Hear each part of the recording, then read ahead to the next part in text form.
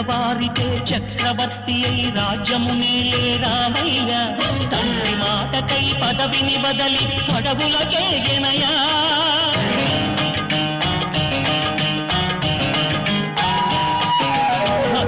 జనులను కావగ వచ్చిన మహావిష్ణు అవతారమయ్య ఆలిని రక్కసుడు అపహరించితే అసురుని దృంచి అమ్మను తెచ్చి అగ్ని పరీక్ష విధించనయ సాగలి నిందకు సత్యము చాటగ కులసతినే విడనాడెనయ నా రాముని కష్టం లోకంలో ఎవరో పడలేదయ్యా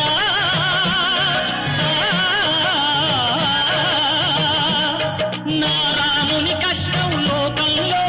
ఎవరూ పడలేదయ్యా సత్యం ధర్మం త్యాగంలో అతనికి సరిలేదయ్యా కరుణాహృదయుడు శరణను వారికి